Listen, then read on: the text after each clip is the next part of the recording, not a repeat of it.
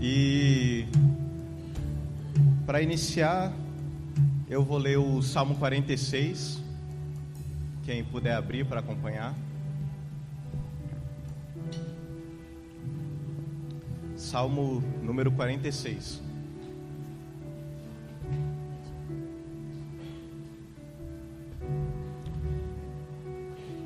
Vou ler.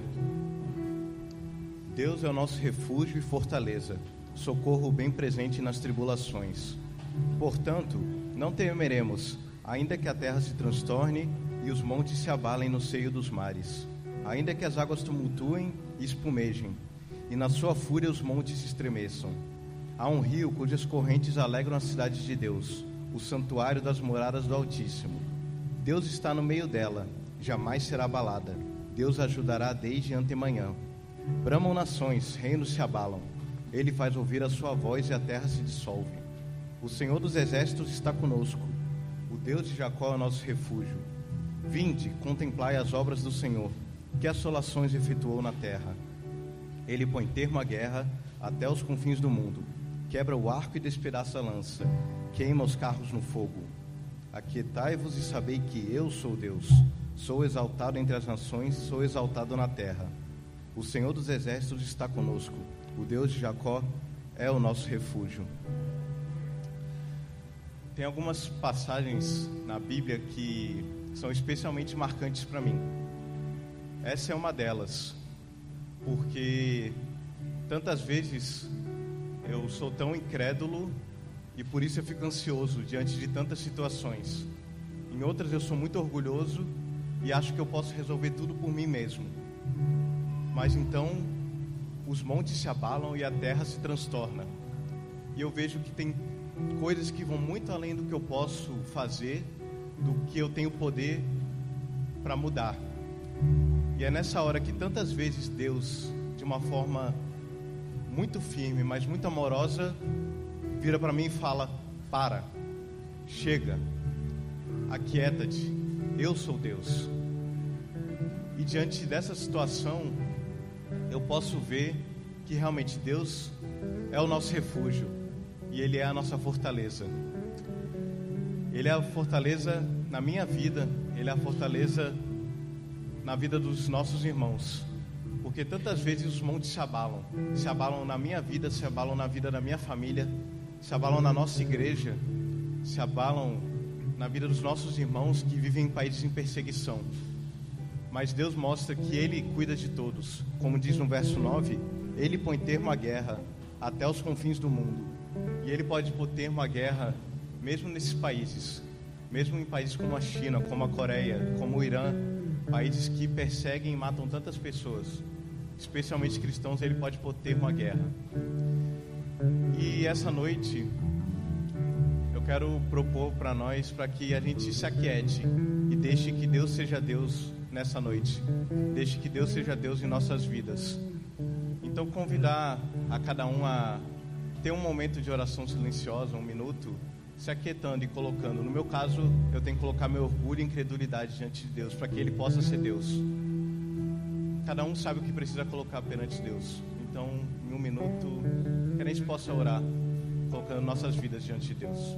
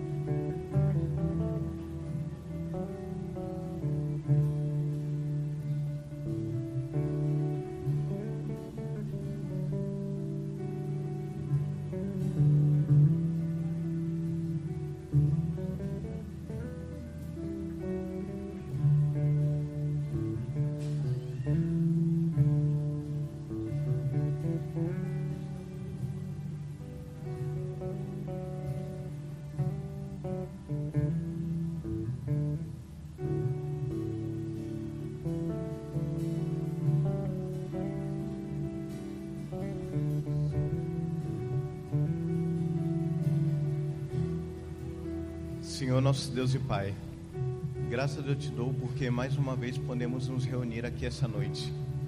Graças eu te dou, ó Deus, porque o Senhor é Deus sobre nossas vidas. Graças eu te dou, meu Pai, porque Tu és o nosso refúgio e nossa fortaleza. E eu nos coloco, Pai, perante o Senhor aqui mais uma vez, pedindo a Deus perdão pelos nossos pecados, pedindo perdão pelos meus pecados, Pai. Perdão porque tantas vezes sou incrédulo e tão orgulhoso, Pai. Mas que nessa noite, Deus, e no dia a dia, eu possa me aquietar e saber que o Senhor é Deus. O Senhor tem domínio sobre toda a terra. O Senhor tem domínio sobre todos os povos. Tu és o soberano das nações. O Senhor pode trazer paz, ó Deus, paz sobre nossas vidas, paz sobre essa igreja, paz sobre as famílias de cada um aqui, paz sobre nossos irmãos, ó Deus, que vivem em situação de perseguição, Pai. Eu clamo pela Tua misericórdia sobre nós e peço que Teu Espírito Santo conduza tudo que vai ser feito e falado aqui nessa noite. Eu peço, ó Deus, que nós possamos estar com os ouvidos atentos a Ti, Pai, e que o Teu nome seja exaltado, que o Senhor Jesus seja glorificado nessa noite, Pai. Toma as nossas vidas e conduz tudo que será feito aqui. Que toda a honra e toda a glória sejam dadas a Ti somente. Assim nós oramos, no nome santo e poderoso de Jesus. Amém.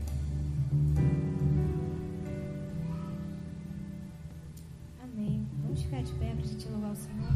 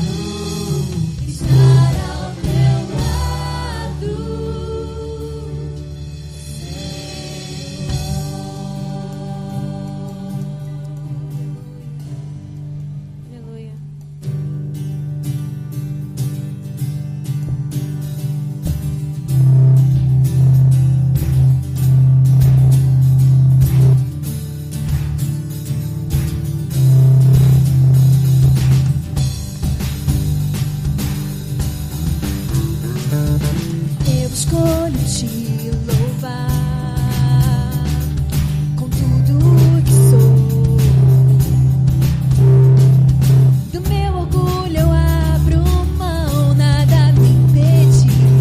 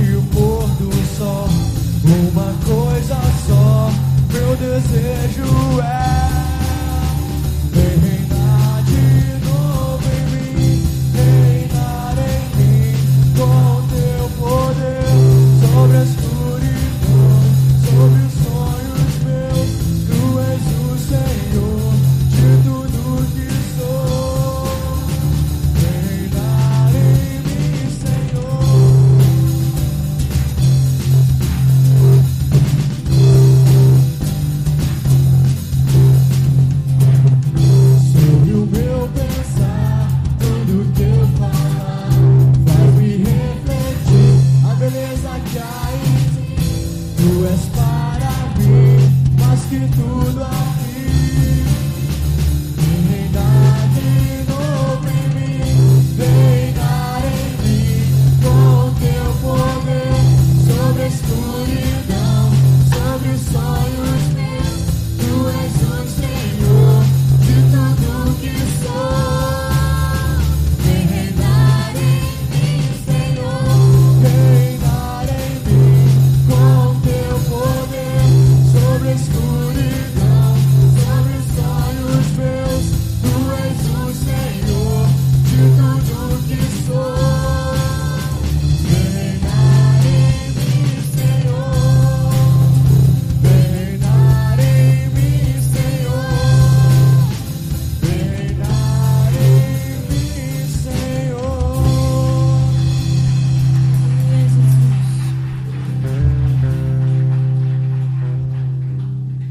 Essa próxima música que a gente vai cantar é uma música nova. É uma música que eu ouvi e eu me apaixonei, porque ela fala justamente do mandamento que Deus deu para as nossas vidas de ir. Ir e pregar do Evangelho, ir e pregar do amor dele, porque nós todos somos missionários. Nós todos somos missionários onde nós estamos. Se vamos para outro país ou se vamos ficar aqui, nós somos missionários, porque essa é a ordem que Deus deu. Vá e pregue do meu Evangelho e faça discípulos. E essa música fala justamente isso. Ide, onde ninguém ouviu. Ide e mostre o meu amor. Ide e mostre quem eu sou.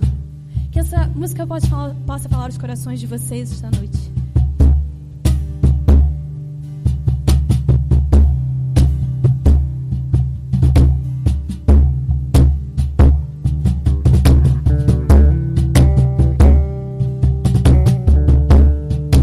Não deixe de falar, o mundo tem que ouvir. Existe esperança em Deus. Não cale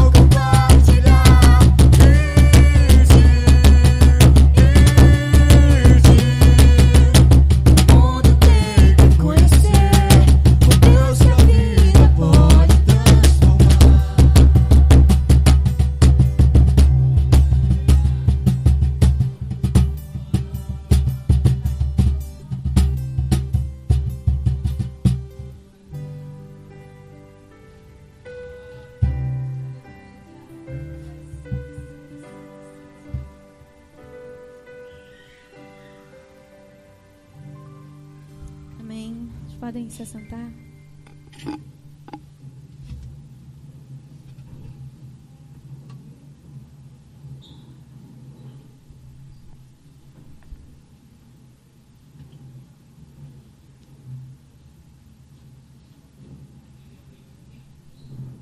Alô. Boa noite, igreja. Bem, hoje é minha vez de trazer o ofertório aqui hoje. Não sei se eu vou ser tão bom quanto o nosso querido Paulo Sérgio, mas eu vou tentar. Para quem ainda não pegou o envelope, pode levantar a mão, que a Gabi e o Luca vão chegar até vocês. Bem, desde que eu soube que eu ia falar aqui na frente, eu fiquei pensando sobre qual assunto eu poderia falar. E eu escolhi falar sobre gratidão. Trazer aqui uma reflexão para saber como que tem andado a nossa gratidão ultimamente. E para isso, eu vou querer usar a passagem que está lá em Efésios 5:20. E enquanto vocês abrem, eu gostaria de fazer duas perguntas. Duas perguntas que são diretamente para pais, para quem é pai, mas que a ideia delas duas servem para todos. A primeira pergunta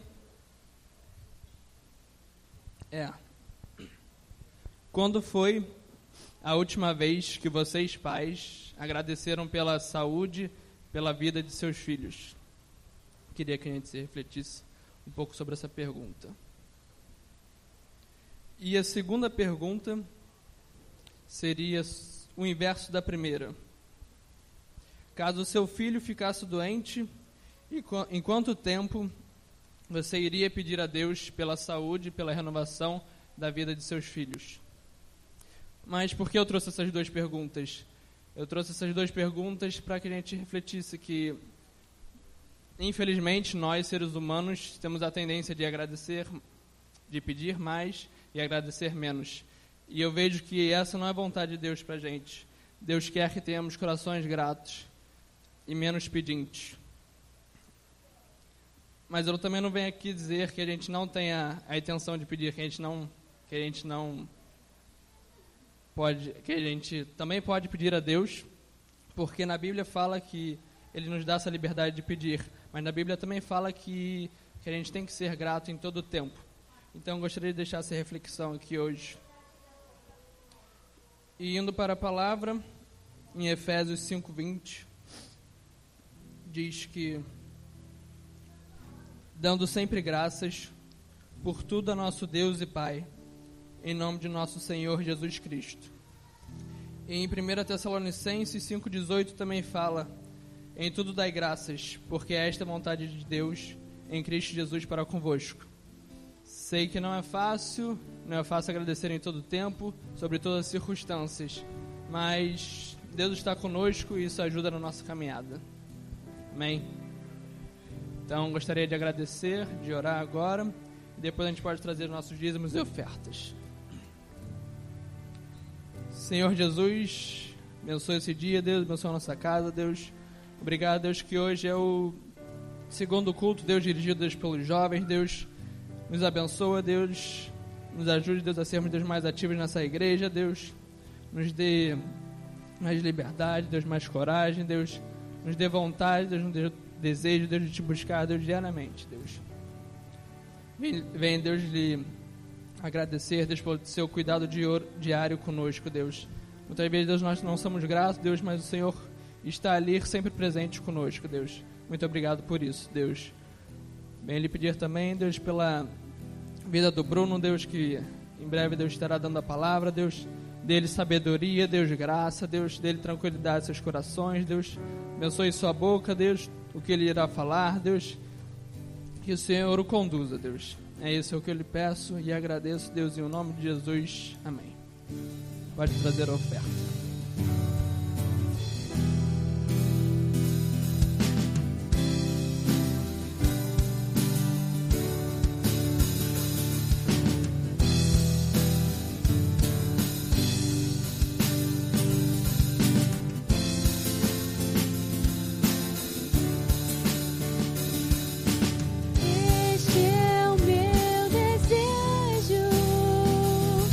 Te honrar.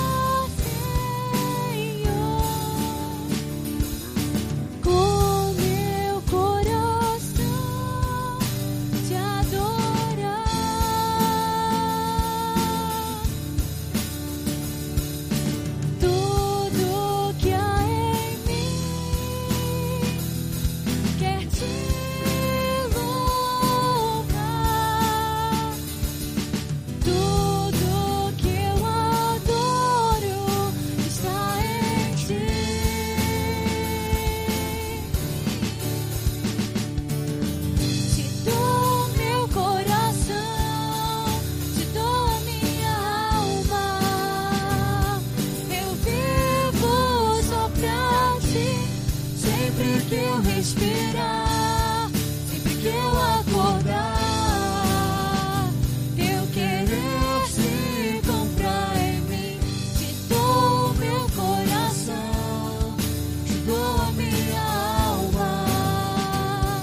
Eu vivo só pra ti, sempre que eu respirar, sempre que eu acordar.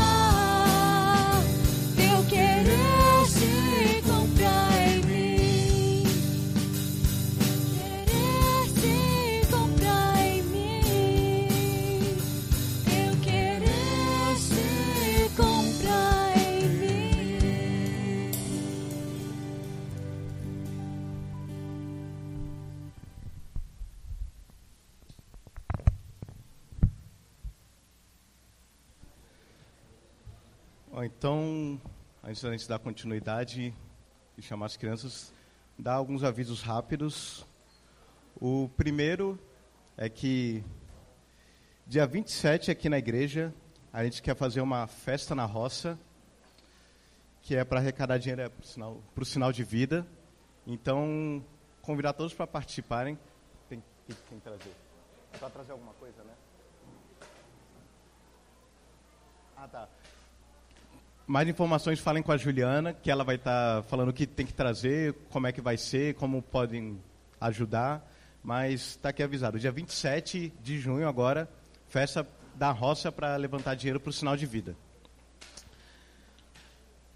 Outro aviso é que nessa sexta-feira agora, dia 5, às 7h30 da noite, vamos ter um culto de ação de graças pela vida do Paulinho e pela vitória que ele teve no trabalho dele como técnico lá no Rio Branco.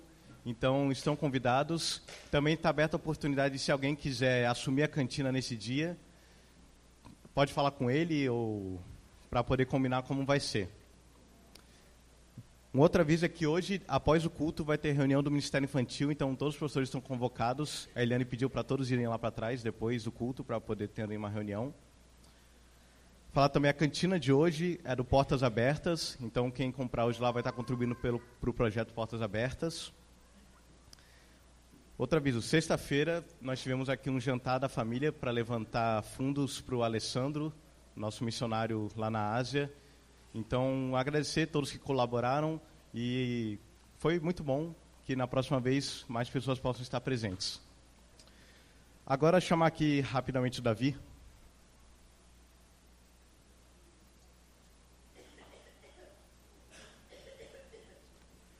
Fazer uma pergunta para o Davi. Então, Davi, você já teve a experiência de participar de célula e agora de liderar a célula. E eu quero que você fale um pouco do porquê a célula é importante para você e para outras pessoas que você tem visto. Bem, você me pegou de surpresa, mas o que para mim tem sido mais especial, eu acho que é compartilhar. A gente tem tido um momento na hora dos pedidos de oração que a gente conta sobre a nossa semana, como tem sido, as dificuldades, as coisas boas que têm acontecido. E é legal porque agora na minha célula 2 novas pessoas entraram, que foi a Raquel e a Paula, e muita coisa eu não conhecia. A gente se encontra aqui na igreja aos domingos, mas para conhecer a vida, a história, a família, onde trabalha. E eu falei, caramba, eu não tinha noção, porque a minha célula era composta de gente que eu já conhecia, né, o pessoal era o Wellington, o Ivan, a Gabi, que já conheço pra caramba há muitos anos. Mas eu vejo que assim, é um lugar onde a gente pode estar junto, pode falar dos nossos problemas, ver as dificuldades que a gente tem enfrentado, que a gente precisa pedir ajuda para Deus, ver às vezes o quanto é difícil, o quanto a gente tem quase sempre, toda semana, pedir as mesmas coisas, Senhor, dá-nos força, mas que a gente não esmoreça. E o que tem sido legal também é o compartilhar da palavra, porque eu como líder, eu peço para que cada uma semana dê a palavra. Então é legal como Deus usa e como cada um tem seu jeito, né? Eu vejo aqui meu irmão na frente, quando pede para cada um também falar, como cada um tem seu jeito, como Deus usa cada um de uma forma especial. E tem sido muito bom na minha vida. Obrigado. Pastor Sérgio.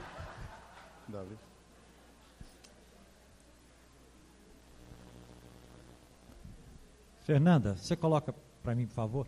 Rapidamente, queridos, Eu já comentei hoje na escola dominical, na escola bíblica, mas no dia 9 de junho vai estar saindo daqui uma equipe da ETED da Jocum, né, do Borel, e eles vão para Pingueira, vão passar 25 dias lá em Pingueira trabalhando com evangelismo, visitação, porta a porta, com oficinas, música, não é?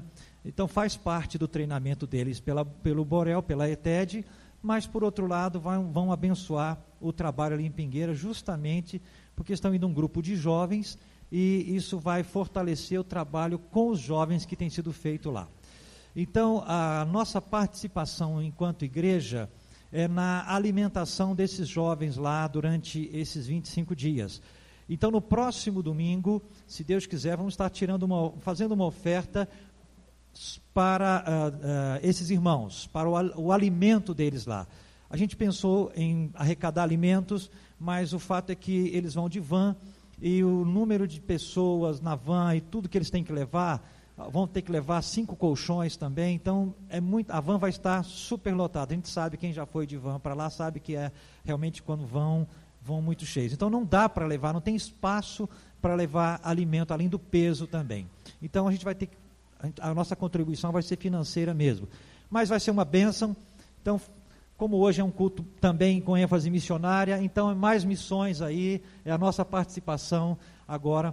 E comunicando à igreja, também, nós esperávamos que isso fosse acontecer, já planejávamos isso, mas está acontecendo mais rápido do que nós pensávamos que fosse acontecer. O trabalho lá em Pingueira, nós começamos o trabalho lá em Pingueira, no pequeno povoado, mas agora o pastor Eliseu e a missionária Edna, eles começaram também já a igreja em Cachoeiro do Pajeú. Então, lá no município, nosso trabalho era no povoado, agora eles estão na cidade. A cidade tem em torno de 9.000 habitantes, não é? Tem toda a estrutura de cidade, então eles já alugaram um lugar, um salão, já compraram cadeiras. Tem irmãos convertidos lá em Cachoeira que pertencem ao trabalho. Então, hoje nós estamos com 2 frentes, já lá no povoado, que é onde foi iniciado o trabalho, e também em Cachoeiro. Então, o trabalho está avançando, irmãos. A comunidade evangélica Jesus Vive está avançando, está fazendo missões. Não podemos dizer que nós só temos trabalho no Rio de Janeiro hoje. Então, nós temos aqui, lá no povoado em Pingueira e também em Cachoeiro do Pajeú. Amém, queridos? Deus nos abençoe. Então, no próximo domingo, venha preparado para contribuir, para ofertar. Amém? Então, agora chamar as crianças.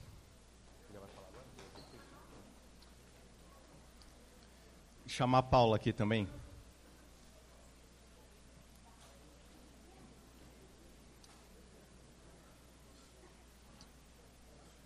Vou pedir para a Paula orar, mas antes eu tenho uma pergunta para ela.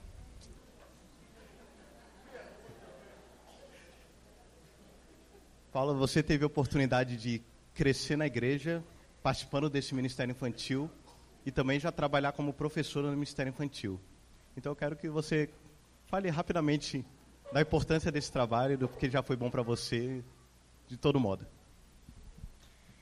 Não, acho que é um grande privilégio crescer na igreja, né? Acho que quem aqui cresceu vindo à escola dominical, ao culto, é maravilhoso. Você desde pequeno está aprendendo aos pouquinhos o que é o Senhor, né?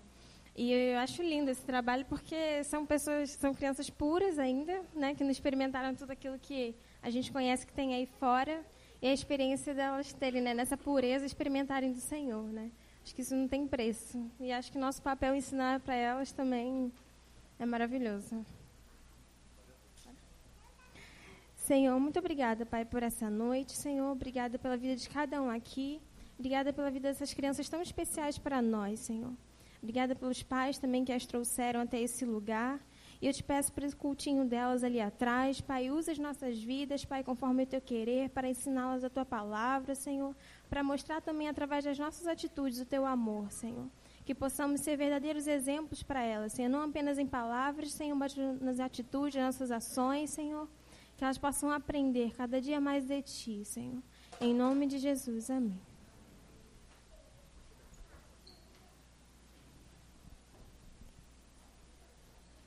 Pedi uma licença aos jovens, não queria interromper, mas continuamos sendo igreja e nós temos algumas coisas que não podemos deixar passar em branco.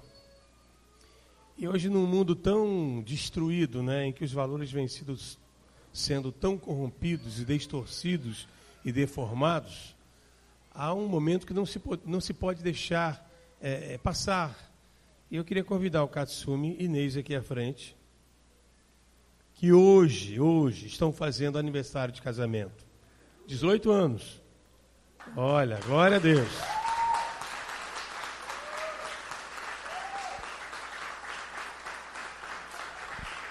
Mas não são apenas eles.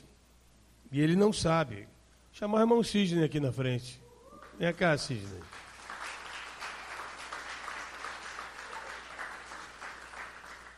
Apesar de estar sozinho, a gente sabe, Verônica ainda não se derramou aos pés do Senhor. Mas Sidney faz o dobro, né? O meu, na realidade, botaram 34 com 32. Ah, são 32 anos, quase o dobro. Mas essa é uma grande bênção que a gente presencia, a gente não pode deixar de testemunhar e agradecer a Deus pela vida desse casal abençoado, tão amado, pela vida também de Sidney e Verônica, que amamos também profundamente. Queria convidar você a ficar de pé e a abençoar esses casais, ainda que Verônica não esteja aqui. Estenda a sua mão e vamos estar agradecendo a Deus e pedindo a Deus que Deus fortaleça cada dia mais estas uniões. Amém? Senhor, nós te agradecemos, Pai, pela vida dos teus servos, ó Deus, por esse tempo de caminhada. E nós sabemos, ó Pai, o quanto é difícil, quantas coisas concorrem, Pai, para que desistamos, para que não prossigamos em frente. Mas eu te louvo, ó Deus, pela vitória desses dois casais. Te louvo que, a despeito de muitos momentos de dor, de incerteza, de tristeza, de desesperança, eles escolheram olhar para ti e prosseguir e não desanimar ou desistir. Nosso clamor, Senhor, é que tu venhas fortalecê-los cada dia mais, enquanto casal, enquanto marido e mulher. E, Pai, particularmente eu te peço por Verônica, Deus, alcança o coração desta mulher. Deus, que ela conheça teu filho Jesus e venha se quebrantar diante do teu amor. Nós te agradecemos e te louvamos por cada um desses casais e o fazemos em nome de Jesus. Amém e amém. Deus abençoe, queridos. Deus abençoe, Sidney. Obrigado, pastor. Boa noite, igreja. Hoje é o culto que cabe aos jovens ficarem à frente, no louvor, no ofertório, também na pregação.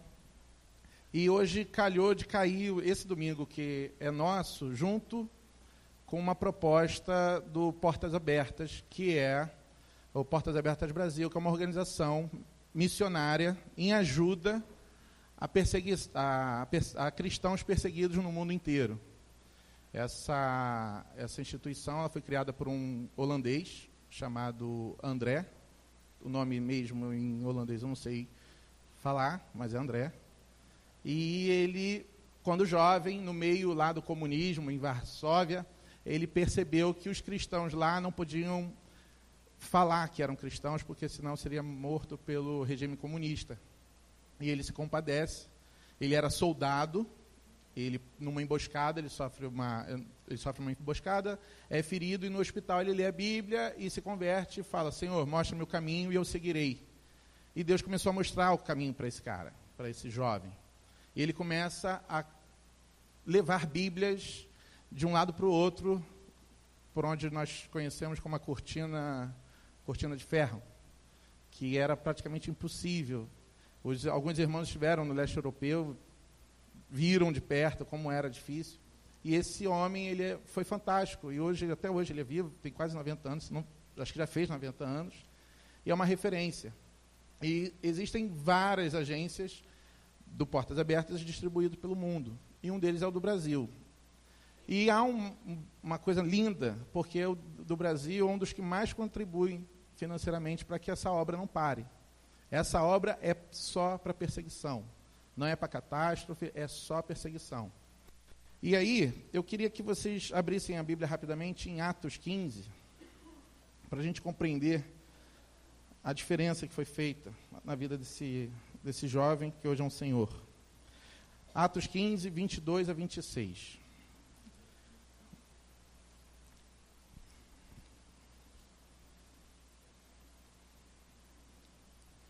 diz assim a palavra: então pareceu bem aos apóstolos e aos presbíteros, com toda a igreja, tendo elegido homens dentre eles, enviá-los, juntamente com Paulo e Barnabé, a Antioquia.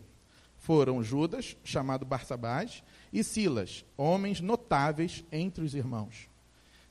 Escrevendo por mão deles, os irmãos, tanto os apóstolos como os presbíteros, aos irmãos de entre os gentios em Antioquia, Síria e Cilícia, saudações.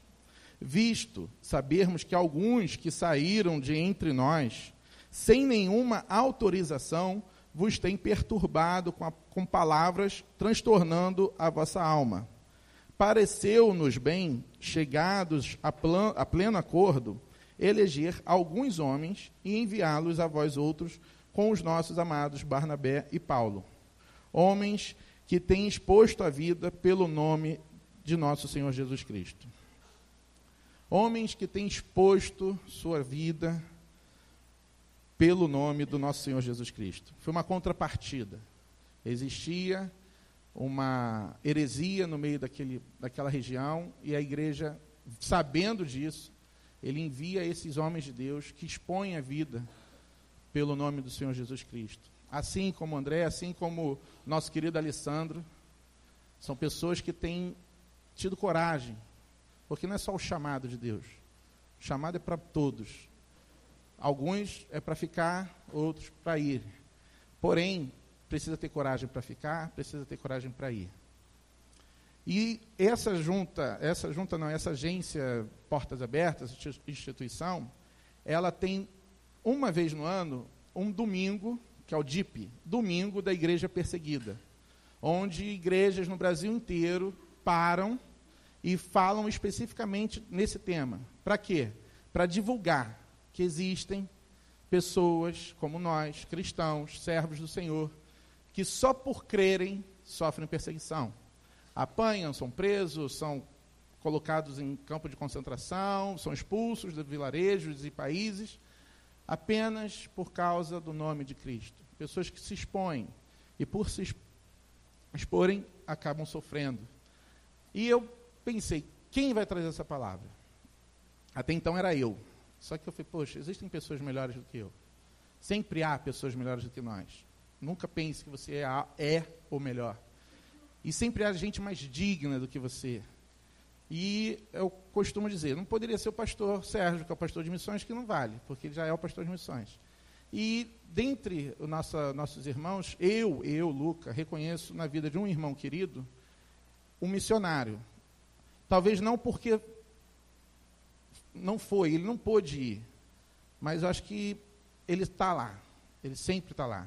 É o cara que mais contribui com missões, é o cara que mais me apoia na minha loucura do meu chamado missionário.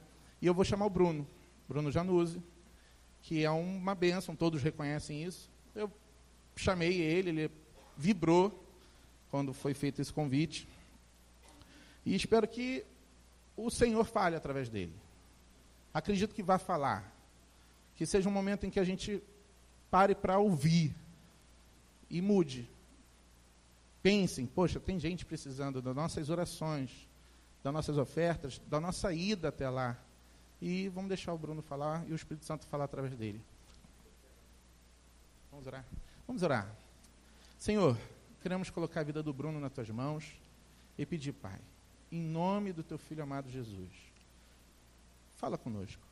Nós não temos mérito nenhum, nós não podemos te oferecer nada em troca, mas nós clamamos pelo nome do teu Filho, que morreu na cruz e nos deu livre acesso a ti. Então nós clamamos, Pai, como igreja, fala conosco, traga uma consciência missionária para nossas mentes, traga um peso, traga um entendimento, para que a gente não abandone nossos irmãos na fé, que nesse momento estão sofrendo perseguição, sofrendo falta, e a gente pode ajudar, mesmo que seja orando, Pai. Em nome de Jesus. Amém. Amém. Se eu soubesse que o Lucas ia falar desse jeito aqui, eu tinha dito não para ele.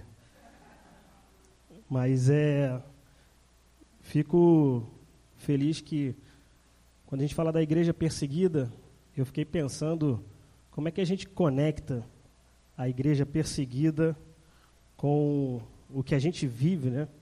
os dias de hoje, o que tem na igreja perseguida, ou o que não tem na igreja perseguida, que tem aqui, será que também não somos a igreja perseguida? Ou teremos outro rótulo que não seja igreja perseguida? Então, no monte nessa confusão toda, eu falei, caramba, como é complexo a igreja perseguida, né?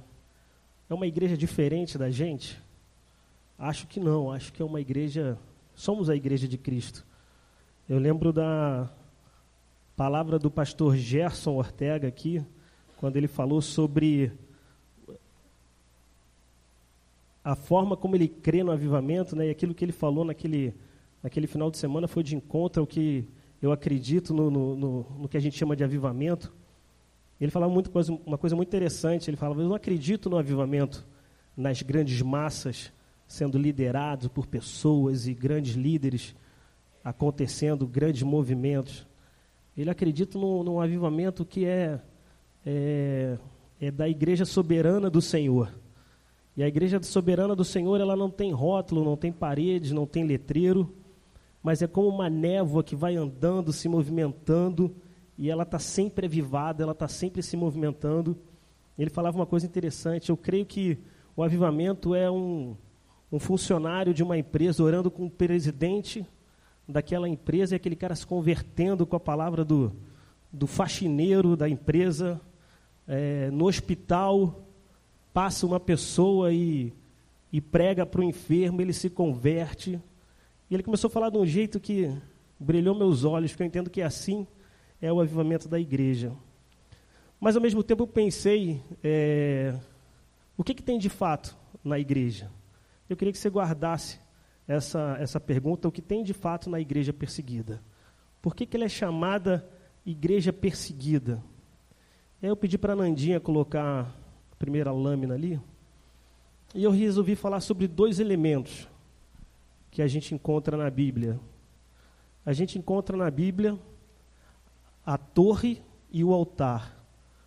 Eu resolvi botar lá em cima o título de O Evangelho da Torre e o Evangelho do Altar. E eu tenho lido, minha mulher conhece bem, quando eu cismo com um assunto, eu fico lendo esse assunto uns 3, 4 meses, ele fica na minha cabeça, aquele negócio. E tem hora que ela fala, você está de saco cheio, já estou de saco cheio de ouvir falar desse troço. E esses 2 elementos, torre e altar, Deus vem falando muito comigo a respeito deles. A ideia hoje, a proposta do que a gente quer trazer de mensagem, primeiro, como o homem ao longo da história bíblica se relacionou com esses 2 elementos, com a torre e com o altar. O que representou para o homem a figura da torre e a figura do altar? Que conexão esses dois elementos têm com essa história toda de igreja perseguida? Como é que eu consigo conectar torre e altar? Mas são 2 elementos que ao longo da história bíblica aparecem com muitas particularidades. E vem me chamando a atenção, e Deus tem falado muito comigo com relação a esses 2 elementos. Como hoje nós, igreja, nos relacionamos com a figura da torre e com a figura do altar. Passa mais um slide, Nandinho, por favor. Está pequenininho, mas eu não sei se dá para ver. Mas eu separei algumas características da torre e algumas características do altar. A torre, ao longo da história do homem, ela representa poder, glória. Um rei, para instituir seu reino, precisa de muros, torres, para mostrar a sua força, o seu império, o seu poder. A torre, por sua vez, é humana. Ela é, de fato, um elemento humano. A torre tem a característica do Senhor, tem a característica do império. Ela se torna um memorial, um monumento que te remete a esse Senhor. A torre traz para você visão de fronteiras. Quando você pensa no altar, o altar se torna um local de renúncia, um local divino, um local para o servo, um local que te dá a visão do céu e não mais de fronteiras. É um local de entrega, é um local de oferta, e o teu limite no altar é o céu. O céu é o limite no altar. Então você vai encontrar esses 2 elementos, torre e altar, com essas características. E aí você para e pensa, tá bom, são características claras da torre e do altar. Mas o que isso representa para a gente hoje? Interessante que quando a gente vai começar a procurar a torre na Bíblia, vocês lembram o primeiro momento em que a Bíblia começa a registrar a figura da torre? Passa mais um slide, Nandinha. Ele vai falar da torre chamada Torre de Babel. Todos conhecem essa história, está lá em Gênesis 11, 4. Vamos ler só o Gênesis 11, 4, o primeiro versículo, para que a gente fique todo mundo na mesma página em relação ao texto.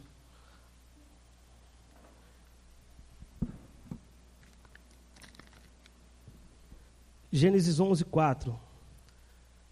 Disseram os homens: vinde, edifiquemos para nós uma cidade e uma torre, cujo topo chegue até os céus, e nos tornemos célebre o nosso nome, para que não sejamos espalhados por toda a terra. Só o versículo 4. De repente surge no coração do homem um propósito, posso dizer que é um propósito reprovado, um propósito sem princípios claros da parte de Deus, mas o homem deseja nesse momento ser reconhecido na terra, deseja com que seus nomes sejam mantidos na história, que eles não se tornem esquecidos e não sejam espalhados pela terra. Nesse momento, o homem precisa se aproximar do seu poder na terra, e ele constrói a torre. Essa torre se torna reprovável da parte de Deus. Interessante que, só um parênteses, o castigo que vem sobre a vida do homem, quando ele opta por construir a torre, um pouquinho mais na frente nos versículos, diz o Senhor que ele desce à terra, visita os homens, e a palavra de Deus fala assim: confundamos o homem, para que eles não mais tenham entendimento entre si, para tamanho propósito descabível, reprovado, que surgiu no coração deles. E diz a Bíblia que os homens passam cada um a falar numa língua e não mais ter entendimento. Surge ali um primeiro castigo. Muitos creem que dali surgem os primeiros idiomas. Cada um foi para um canto, não havia mais comunicação entre o homem, e o castigo para o homem foi, de fato, não mais ter entendimento entre eles. E eu refletia sobre isso, eu falei, que castigo louco. Você imagina se de repente a gente não mais se entendesse aqui, eu não conseguisse mais entender o que o outro está falando. Óbvio que cada um ia seguir para um canto, porque a gente não tem mais diálogo, e o homem caminha assim por muito tempo. E eu estava refletindo outro dia, e se você parar para pensar, quando Cristo diz que está consumado, ele traz a redenção completa para o homem. Interessante que esse castigo lá de Babel, ele vai encontrar uma antítese para esse castigo, aonde? Lá em Pentecostes. Lembra o que acontece em Pentecostes? Olha que coisa tremenda. Em Pentecostes, pela primeira vez, todos os homens de diferentes nações, de diferentes línguas, têm o mesmo entendimento do que está acontecendo. Em Pentecostes não aconteceu o batismo do Espírito Santo. Em Pentecostes não havia o dom de profecia. Claramente foi uma manifestação específica para aquele momento. E eu tenho para mim que naquele momento Deus estava mostrando para o homem também. Todas as coisas se fizeram novas.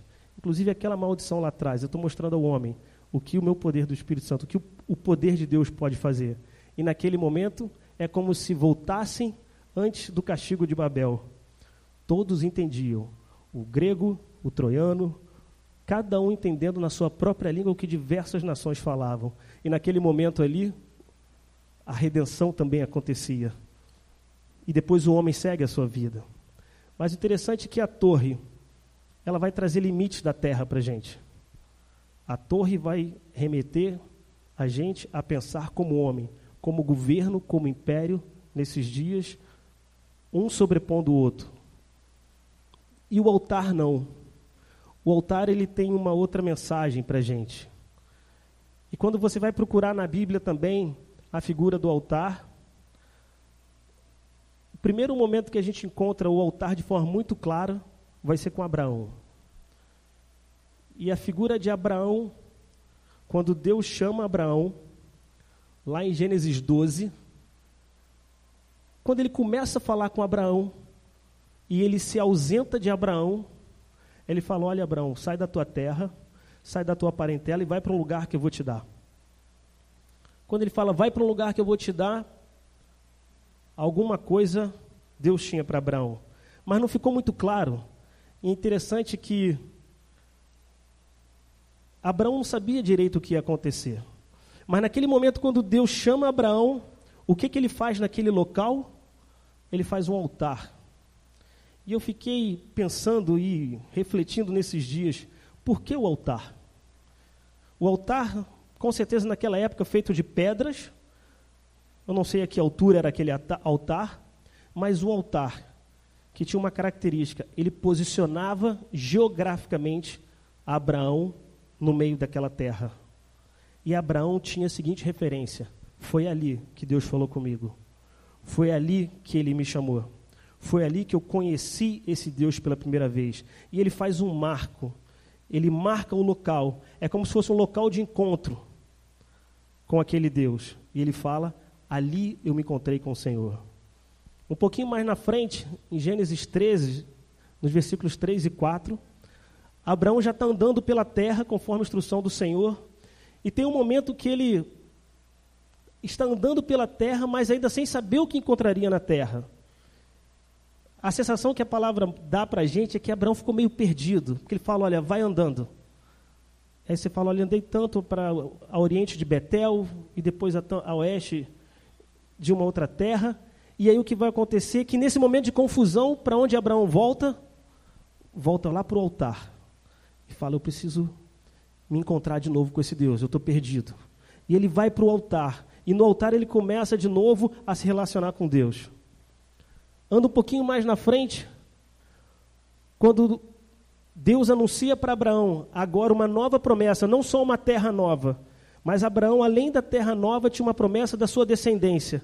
Quando Deus se manifesta para Abraão e agora anuncia que é uma promessa sobre a sua descendência, e agora é um local diferente. O que ele faz naquele local? Ele constrói um altar. E de novo a figura do altar, e eu lendo isso, eu falei, para que tanto altar? Para que a figura desse altar? Quando a gente cria os nossos filhos, ou quando a gente quer levar Jesus Cristo para as pessoas, a gente precisa de algumas referências. E nesses dias a gente tem usado uma referência que é o motivo da reflexão de hoje. O motivo do nosso questionamento hoje. Quando eu preciso falar para os meus filhos de um Deus, quando eu preciso falar para alguém de um Deus, eu tenho duas opções. Ou eu sinalizo para ele a torre, ou eu sinalizo para ele o altar. Aonde esse Deus vai se manifestar? É na torre ou é no altar? O que você tem apresentado para ele? Esse mesmo homem, esse mesmo Abraão, quando ele vai para o seu filho Isaac, Isaac da mesma forma começa a repetir os atos do seu pai. Nandinha, põe o Isaac aí para mim. Isaac vai repetir os atos do seu pai. Isaac repete a história do altar. E de novo eu pergunto, que raio de altar precisa tanto ser manifestado no meio dessa família? Por que de novo a figura de um altar? E você vai encontrar mais na frente, ali tem uma passagem em que Deus fala com Isaac. Não é filhinho de crente, crentinho é. Mas agora não, se eu falei com Abraão, eu vou falar com Isaac. E ele fala com Isaac. E Isaac, o que ele faz? Constrói um altar. No local onde Deus falou com Isaac sobre a sua descendência, o que Isaac faz? Constrói um altar.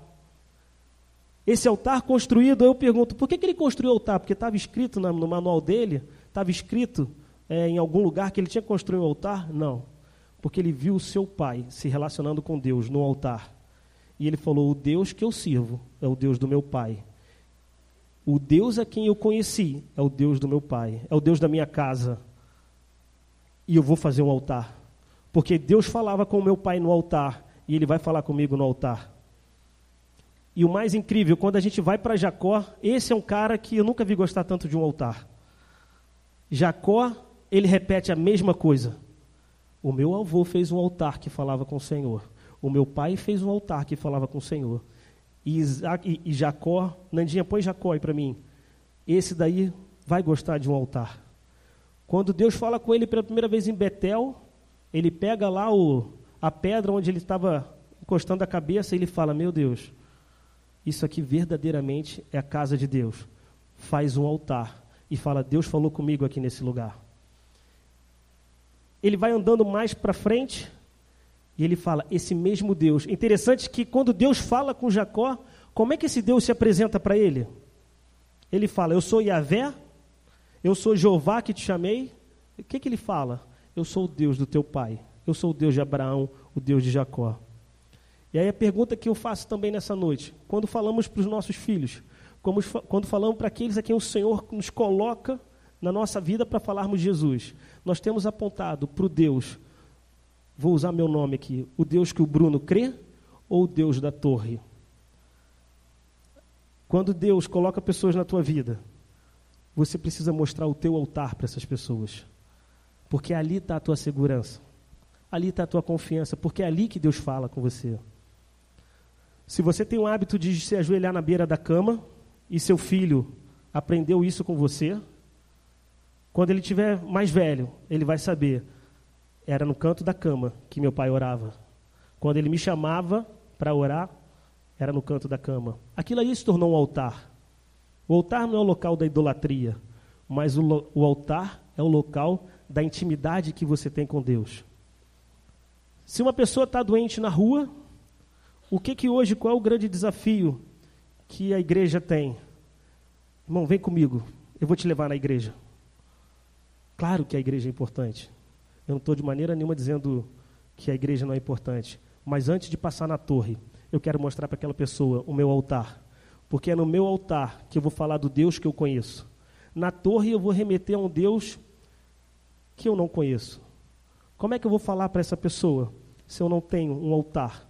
Se eu não tenho um local onde eu encontrei o Senhor, onde eu tenho a certeza e a garantia que Ele se manifestou? Jacó, quando ele está assustado lá com Labão, e está prestes para acontecer uma confusão entre os dois, e eles se encontram e Deus permite com que haja uma reconciliação com ele. Naquele momento ele toma um alívio, e ele vira para Labão, vamos juntar um monte de pedra aqui, vamos fazer um altar, para que fique registrado isso entre Deus e nós, de que ele reconciliou a gente. Engraçado que quando Jacó sai lá da terra do seu tio, e ele toma a decisão de encontrar seu irmão Esaú, o que acontece com ele? Ele, antes de encontrar, ele fala, eu preciso dar uma passadinha em Betel. Havia um medo no coração de Jacó, porque em Esaú existia uma possibilidade de morte, existia uma possibilidade de falta de perdão, existia raiva, só que ele agora, Jacó, precisa se reconciliar com Esaú. E nesse momento que ele vai se reconciliar com Esaú, ele podia inclusive morrer.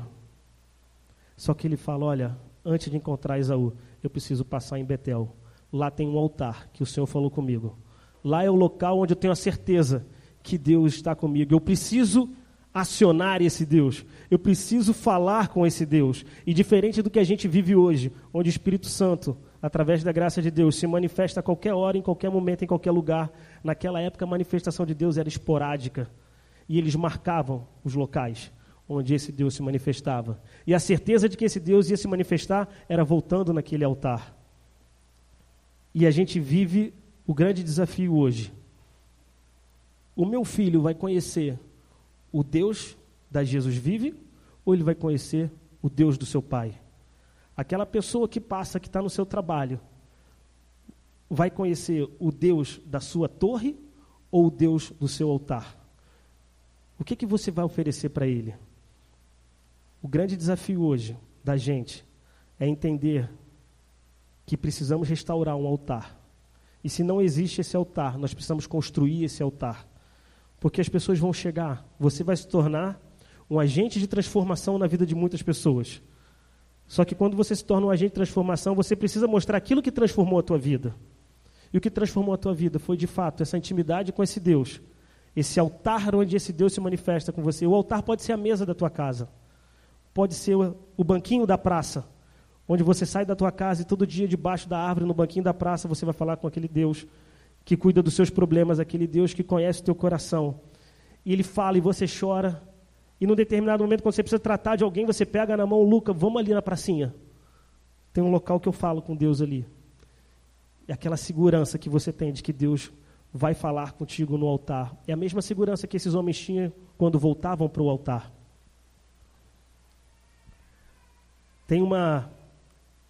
A gente espera encontrar na torre toda a segurança. Quando a gente está em multidão, a gente tem um conforto de que se o problema está com um, está com todo mundo. Só que Deus tem chamado a gente para um Deus pessoal, um Deus que não quer se manifestar no todo. Ele conhece você no meio da multidão aqui, Ele sabe exatamente o que você está passando. Ele quer falar com você, a mensagem é para você. Ele quer construir um altar na tua vida para que você possa ser um agente de transformação lá fora. Só que para isso, esse altar precisa ser restaurado. Esse altar precisa ser construído. E se ele existe já hoje na tua vida, vamos colocar mais óleo sobre esse altar, para que esse Deus possa se manifestar ainda mais. Tem uma coisa que, outro dia eu estava discutindo sobre um texto com o Luca, e falava sobre a religião evangélica e a fé evangélica. Falamos isso na célula. Quando pensamos na torre, pensamos na religião evangélica.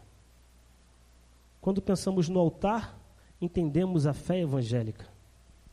A fé evangélica, ela é poderosa. A fé evangélica em Cristo, ela é poderosa para transformar o homem, para resgatar o homem, para mudar a condição de vida do homem.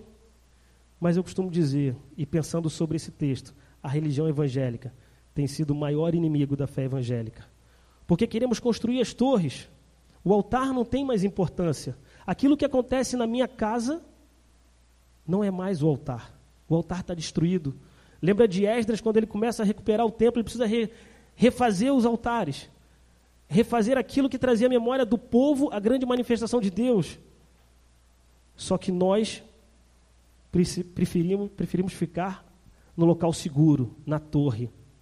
A torre é o lugar do senhorio, a torre é o lugar do império, ali tem a segurança. O altar não, o altar é você e Deus. A fé evangélica, ela pode transformar o drogado, o viciado. A fé evangélica faz esses loucos perseguidos não negarem a Jesus Cristo. A religião evangélica não. Ela se trava, ela se fecha. E tem uma notícia boa ou ruim para te dar. Deus não é evangélico. Deus não é evangélico. Engraçado que boa parte desses homens decapitados lá fora, muitos católicos, a quem nós entendemos ser os senhores da razão, nós dominamos a verdade absoluta, e qualquer coisa diferente dessa torre muito confortável aqui, não tem parte conosco. Essa soberba não pertence à fé evangélica. Ela pertence à religião evangélica. Mas aquilo que movimentou o teu coração, aquilo que fez você encontrar o Senhor, foi a fé evangélica em Cristo Jesus que transformou a tua vida. Não foi a religião evangélica. E o desafio nosso hoje é quando alguém passa pelo teu caminho e você tem tudo para ser um agente de transformação daquela vida, você tem duas opções. Ou você mostra a sua fé evangélica, ou você mostra a religião evangélica. E a religião evangélica pouca coisa serve. Deus não nos chamou para sermos religiosos, mas nos chamou para mostrar essa fé evangélica. Outro dia conversava bem no início, quando a gente começou o trabalho de células. Eu lembro que, não lembro com quem foi, mas chegou um visitante na célula. Primeira vez. Nunca tinha conhecido nada da palavra, primeira vez. Vamos mostrar o nosso altar. Vamos mostrar a fé que nos motiva a estarmos aqui. E aí, corajosamente, aquele visitante nos convidou para o aniversário na casa dele. Só que o aniversário era domingo às 18 horas. E agora? Domingo às 18 horas? Mas domingo às 18 horas, onde a gente se encontra na torre. Não, vamos para a torre. Mas espera aí, Deus te chamou para um agente de transformação. Ser convidado é uma posição de honra. Ele te honrou. Então, não é local de estar na torre. Não é hora de estar na torre. Vamos todos juntos. Vamos levar o altar para dentro de uma casa que não tem altar. Vamos ser um agente de transformação, vamos mostrar o poder que essa fé em Cristo tem de transformar vidas. Esse é o nosso chamado. Só que temos que pensar que a torre é um grande inimigo para a fé evangélica. A torre... O meu altar é muito simples. Convidar a Neise e o Katsumi para comer na minha casa é simples. Primeiro tem que encarar a comida da Fernanda. Já não é brincadeira, minha mulher cozinha maravilhosamente. Tem que falar, porque senão já viu, né? Ela tem um poder fora do normal. Mas eu fico pensando que ali é o meu altar, ali é o local de estarmos juntos, orando, comendo, falando, um cuidando do outro. Há muito tempo atrás, uma jovem me perguntou: Bruno, eu fui convidada para ser madrinha de batismo da filha de uma grande amiga minha. E eu pedi conselho a 2 pessoas evangélicas, não era da igreja, mas ela frequentava a igreja. E as 2 pessoas falaram assim: olha, isso é idolatria. Você vai batizar uma criança que não tem conhecimento? O padre está falando um monte de coisa ali, e isso não é muito legal, ela não tem entendimento. Eu aconselho você a agradecer e passar para outro. Eu falei: olha, não perca essa oportunidade. Vai para lá. Leva o seu altar debaixo do braço. Primeiro que essa pessoa, quando te convidou para uma festa, ou quando te convidou para ser padrinho ou madrinho daquela criança, independente do que está por trás disso tudo, ela te colocou numa posição de honra, ela te colocou numa posição de destaque. Talvez tivesse diversas pessoas na família que estariam me dizendo: esse posto seria meu. Só que a gente, preso na torre, preso na religião, eu não posso estar lá dentro. Olha que oportunidade você tem de, naquele momento, não só estar orando por uma criança, não só estar cobrindo espiritualmente aquela criança, como estar criando vínculos com os pais daquela criança, ao ponto de falar assim: olha, eu vou cuidar dessa criança com todo o propósito que tem com o batismo de criança, de recém-nascidos. Na sua ausência eu estarei presente. Olha que coisa linda, que coisa fantástica, que oportunidade você tem. Se a gente fala que a gente quer ser imitador de Cristo, se a gente tem que ser imitador de Paulo, como ele falou assim, como ele falava, eu te garanto que nenhum desses 2 teriam perdido essa oportunidade. Eu falei para ela: vai ser a madrinha. Não é uma característica nossa, porque temos na torre características diferentes. Mas nesse momento Deus está te chamando para ser um agente de transformação. Você tem um Deus que se manifesta na sua vida, você tem um Deus de poder que você sabe que Ele cura, que Ele intercede, que Ele faz milagre. Pega esse altar, vai para aquele lugar e leva a presença de Deus para aquele lugar onde não tem a presença de Deus, e seja você um agente de transformação.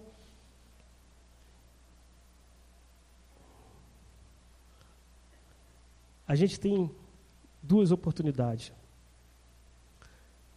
o altar e a torre.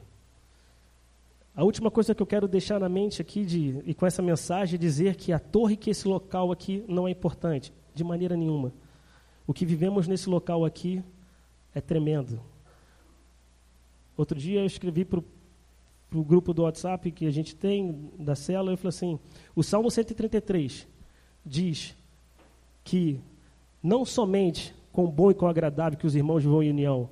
Essa frase é muito simples, mas o que vem lá atrás, lá no finalzinho, ele fala que é ali o Senhor ordena a bênção e a vida.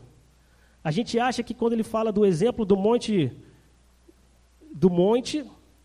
no finalzinho ele fala: olha, o estar junto com os irmãos é como o óleo que desce pela barba de Arão e vem pelas suas golas e refrigera ele no deserto.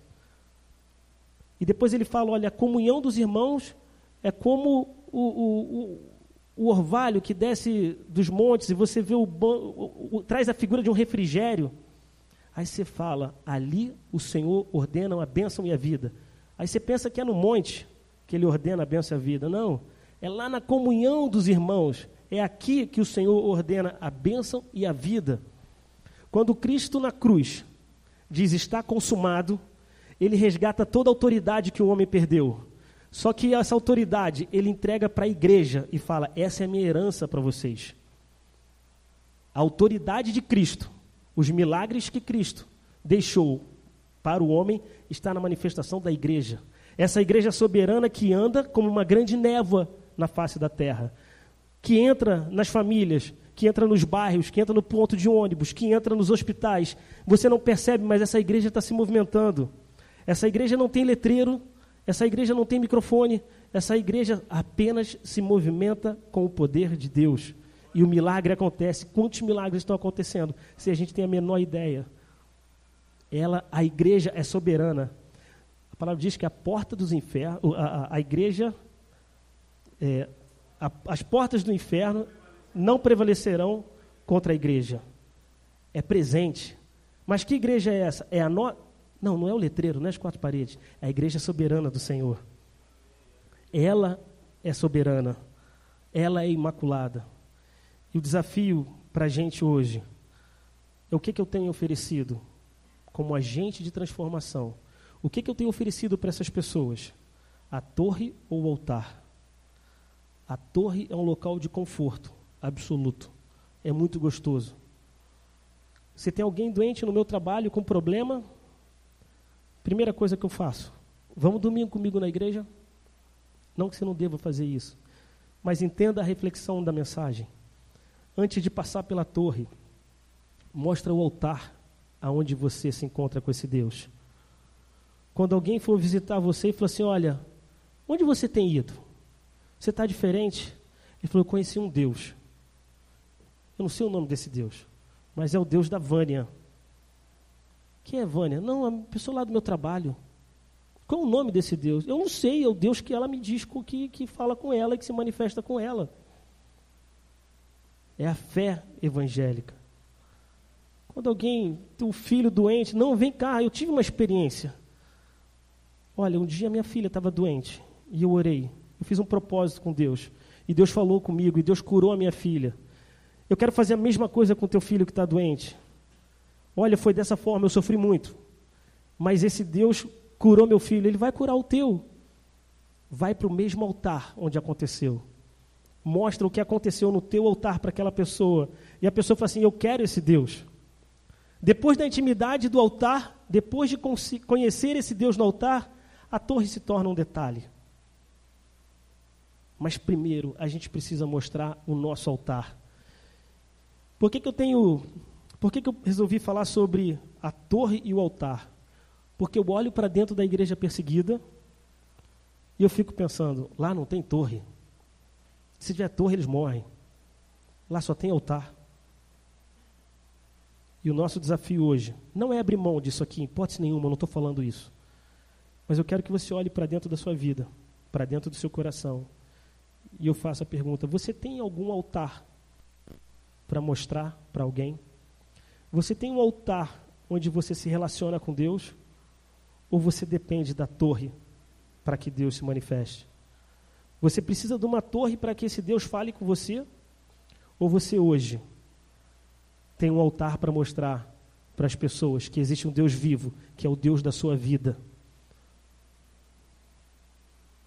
A torre é um local de conforto. O altar é um local de renúncia, de entrega, de características sua. O desejo nessa noite é que a gente possa refletir sobre o que eu tenho vivido e de repente pensar, eu não tenho um altar na minha vida. Eu não tenho esse altar que você está falando. Quando eu tenho problema, eu dependo da torre. Pode ser que um dia que não haja torre. E o dia que não houver mais torre, você tem que ter um altar em casa. A cultura judaica e a fé judaica só não acabou ao longo da história da humanidade porque existia a todo momento um altar entre eles. Dentro de casa havia um altar para que essa fé não fosse apagada e dissipada da terra. E aí eu pergunto para você, existe um altar na tua vida ou você ainda depende da torre? E se você depende da torre, não fica triste não, não se lamente.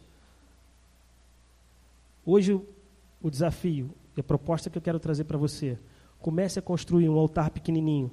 Jacó pegou a pedra que ele usou como travesseiro e botou e começou ali a juntar a pedra. Esse foi o primeiro altar de Jacó. Eu imagino que o primeiro altar foi pequenininho. O segundo ele já talvez tenha feito um pouquinho maior. Eu gosto de ficar lendo algumas coisas, eu fico imaginando aquilo que não está escrito. Talvez o terceiro altar, lá quando ele está se encontrando com Labão, ele fala assim, vamos encher de pedra e vamos fazer um altar fantástico, para que geograficamente todo mundo, quando passar aqui, saiba que Deus fez reconciliação entre eu e você. Eu não sei quantas pessoas têm passado pelo teu caminho. Eu não sei na tua casa, na tua família, se você não tem a figura desse altar. Se não tem, construa esse altar. E se um dia você já teve esse altar na sua vida e hoje ele está meio despedaçado, eu te convido a ir lá em Esdras. Refaça os altares. Ache os altares que estavam perdidos. Traz à memória tudo aquilo que Deus fez com você, falou com você, e você um dia, por circunstâncias da vida, saiu chutando aquelas pedras e o altar não existe mais. Segundo convite. Nandinha, passa mais uma lâmina. O altar é o lugar do seu encontro com Deus. Os homens buscavam no altar o encontro com a divindade. Deus agora não se manifestará em altares feitos por pedras ou madeiras, mãos humanas. Agora Deus toma uma decisão. Ele falou, o altar lá atrás era muito importante. Mas existem princípios espirituais que Deus não muda. Ele continua se manifestando no altar hoje. Só que tem um problema. Ele agora tira o altar da pedra e transforma o altar para dentro da tua vida. Você hoje é o altar. Você hoje é o local onde ele vai se manifestar para que o homem o conheça. Acabam-se as pedras, acaba o altar de pedra. Ele agora joga esse altar dentro de você.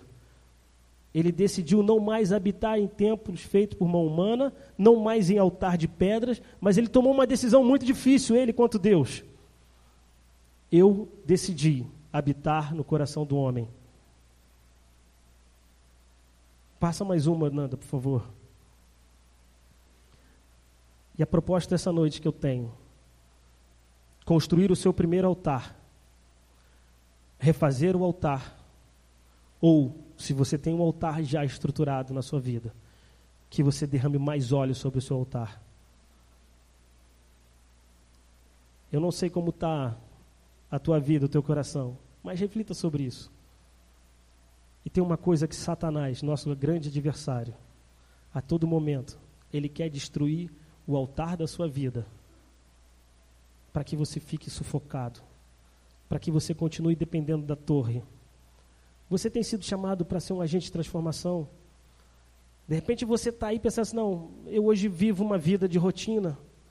Para pensar quanta coisa Deus já fez com você através do altar da sua vida. Mas esse altar foi destruído. Satanás conseguiu derrubar esse altar. E hoje tudo que você tem te remete à torre. Tudo que você tem agora, joga para a torre. Covardia nossa. Eu estou com um vizinho passando necessidade. Eu vou dizer, olha, liga lá para os pastores, marca um gabinete, cara. Só tem homem de Deus naquela igreja. Isso é covardia. Você é o agente de transformação, você é o altar que Deus está mostrando para aquela pessoa. Antes de chegar nos pastores, ele vai primeiro passar pelo seu altar. Você é sacerdote nessa terra, você é responsável. Como você vai fazer isso? Do mesmo jeito que você se relaciona com Deus.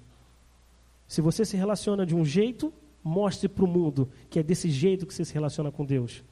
Você não tem ritos nem dogmas para mostrar a manifestação de Deus na tua vida. É do seu jeito. Certa vez, a gente estava em Goiabal, fazendo uma visita missionária numa igreja lá. Terra longe. Quem estava lá, acho que o Gerba estava, eu não lembro, a Gina também estava, o Wellington.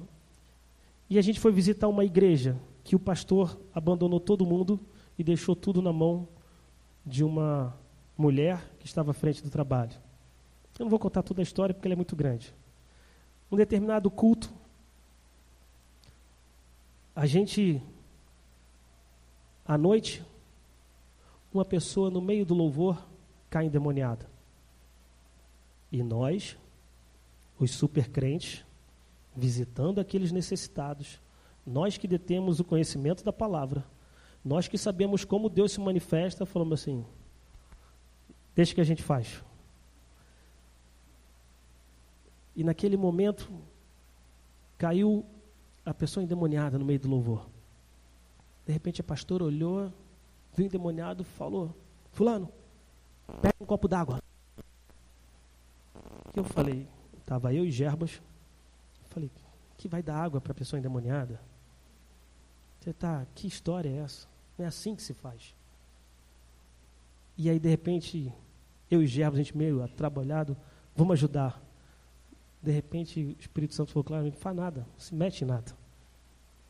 E ela foi, com a autoridade que Deus deu para ela, falou, bebe esta água, você vai ser liberto em nome de Jesus Cristo. Eu falei, não sabe o que é batalha espiritual. Olha o que essa mulher está fazendo. E na mesma hora, aquela pessoa foi liberta. E a gente olhou e falou assim, me mostra na Bíblia regra para fazer alguma coisa nesse sentido. Talvez a primeira experiência dessa mulher tenha sido dessa forma. E Deus vai honrar a tua experiência, como honrou a experiência daquela mulher. Toda vez que tiver uma experiência dessa na vida dela, ela vai usar isso porque foi um altar que Deus construiu na relação dela, que é para fazer daquele jeito. E nós, os supercrentes, os certos, os detentores da verdade absoluta, fomos para lá para aprender. Não somos nada nessa terra. Miserável homens que somos. Clica mais um, Nanda, para a gente terminar. 1 Coríntios 6, 19, diz que somos templos do Espírito Santo. Eu não sei o que passou na cabeça desse Deus, mas eu faço a pergunta todos os dias. Que raio deu na cabeça de Deus de resolver morar dentro de você? É um Deus louco. Olha para o teu pecado. Eu olho para o meu pecado. Esse Deus é louco. Como um Deus santo vive na minha vida. Como um Deus santo resolveu morar na tua vida. Só a graça de Deus. Mas ele fez uma escolha que eu acho que eu não faria.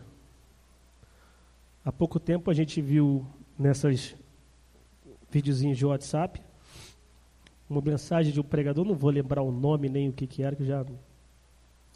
Mas a mensagem era assim, como um Deus que sabe e pensa, tudo que eu fiz ontem não me destruiu até agora. Como Deus, olha para a tua vida, como Deus não te destruiu até agora. Olha o que habita em você, olha os seus pensamentos, as suas práticas e fala como um Deus santo resolveu morar em você, habitar em você. Só que mais do que habitar, ele é mais louco ainda, porque ele não só habitou, como falou, você será o meu agente de transformação, você será meu embaixador nesta terra.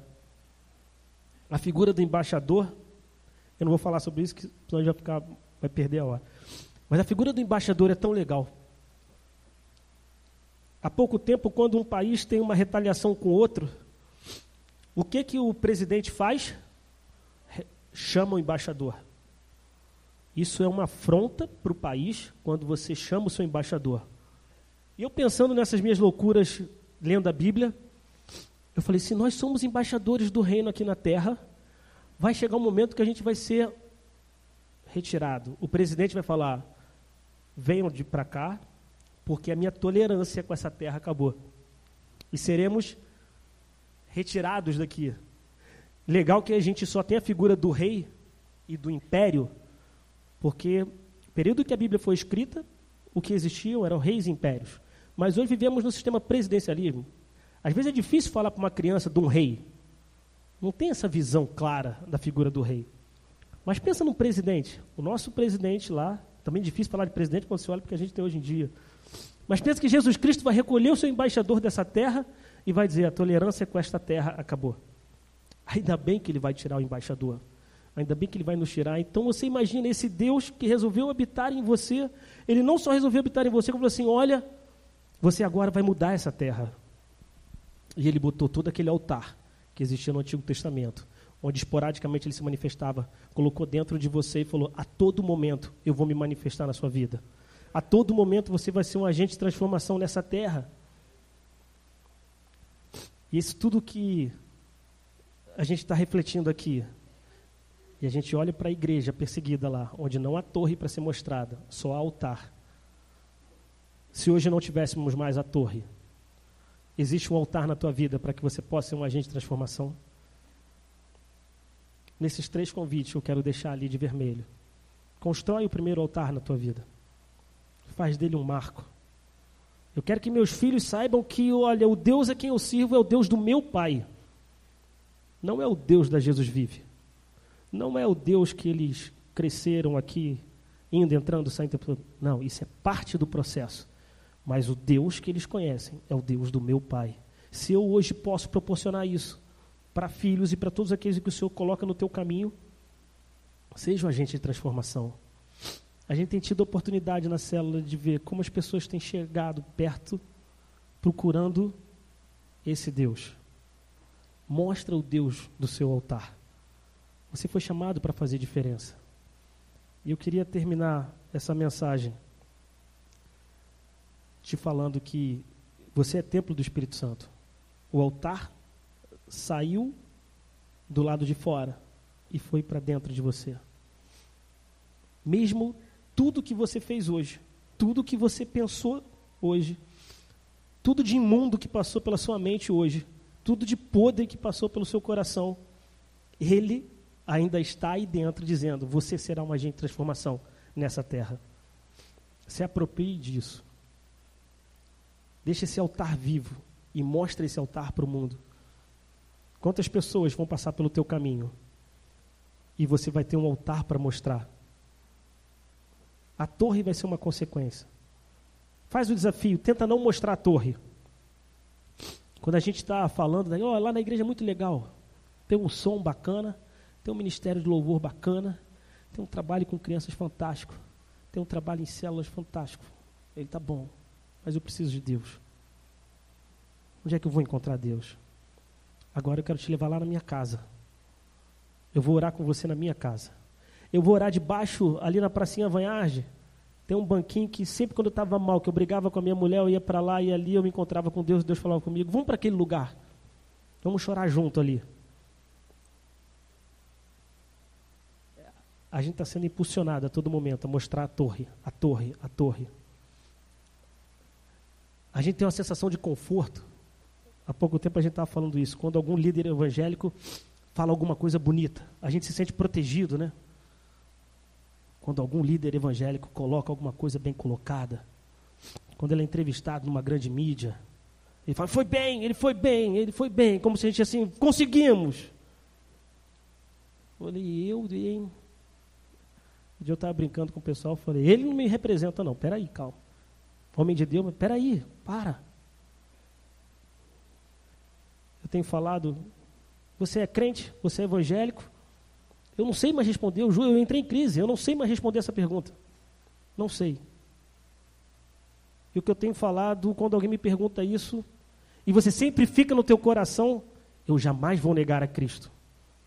Eu sempre carreguei isso comigo. Se eu falasse que não era crente, não era evangélico, meu Deus, eu estou negando a Cristo. 3 vezes, vai até cantar o galo. Mas eu tenho refletido, eu não tenho mais vergonha de falar que eu não sei se eu sou. Mas eu tenho falado: senta do meu lado aqui. Eu vou te contar no que eu creio. E vou te contar de um Deus que me transformou. Se isso é ser crente, se isso é evangélico, tome suas conclusões. Mas eu vou falar de um altar que está guardado aqui no meu coração. Que Deus falou comigo nessas circunstâncias. Que Deus falou quando eu estava para casar. Que Deus falou quando eu ia ter o filho. Que Deus me colocou em situações em que a mão dele me livrou. Eu vou contar desse Deus. E vou oferecer o Deus do Bruno. Você vai apresentar o Deus do Piero, o Deus do Gugu, o Deus da Fernanda, o Deus do Luca. Fala do teu Deus. Que Deus é esse? Não é Jeová, não é Yahvé, é o teu Deus. Como você vai falar dele? Daquilo que ele vive na tua vida. Como ele se manifesta na tua vida? Fala dessa forma. Esse é o avivamento do Senhor. A torre vai te levar para religiões e moldes, mas o altar vai abrir a tua mente. Os limites do altar é o céu. Os limites da torre são as fronteiras. Deus não te colocou para fronteiras. O céu é o teu limite. E Ele vai te levar para limites que você nem imagina. Eu queria terminar deixando essa mensagem para que, de alguma forma, eu não sei como está a tua vida, mas tem 3 convites para você refletir sobre eles. Construir o seu primeiro altar, refazer o altar e derramar mais óleo sobre o altar que já existe. Amém? Eu queria orar para terminar. Feche os teus olhos. Eu queria agradecer a Deus para que Ele possa nos usar como agente de transformação nessa terra. Feche os teus olhos, coloca diante do Senhor o seu altar. Se ele existe, se ele precisa ser restaurado, ou se ele precisa de mais óleo. Fala com Deus agora. Senhor Deus e Pai, te louvamos pela graça do Senhor. Te louvamos porque Tu escolheste, Senhor, viver em nós, habitar em nós, mesmo sabendo de tamanho pecado, mesmo sabendo de tamanha podridão que existe em nós. O Deus Santo resolveu habitar em nós e nós Te louvamos por isso, Pai. Pai, que Tu possa nos usar como agente de transformação nessa terra. Sabemos que não temos nada de bom para Te oferecer, Senhor. Obrigado pela Tua misericórdia, Senhor, porque apesar de todo o pecado da minha vida, das nossas vidas, Senhor, Tu não nos destrói, Senhor. Mais do que isso, Senhor, Tu nos usa, Senhor, como agente de transformação nessa terra. Tua palavra diz que somos embaixadores nessa terra, Pai. Que honra e que privilégio, Senhor. Toda honra e toda glória é Tua, Senhor. Te louvo, Senhor, pela Tua fidelidade, Senhor, nas nossas vidas. Te louvo pela Tua fidelidade nesta igreja, Senhor, onde temos clamado, Senhor, para que Tu possa continuar falando conosco, Senhor, para a honra e glória do Teu nome, Jesus. Amém, Senhor. Amém, Jesus.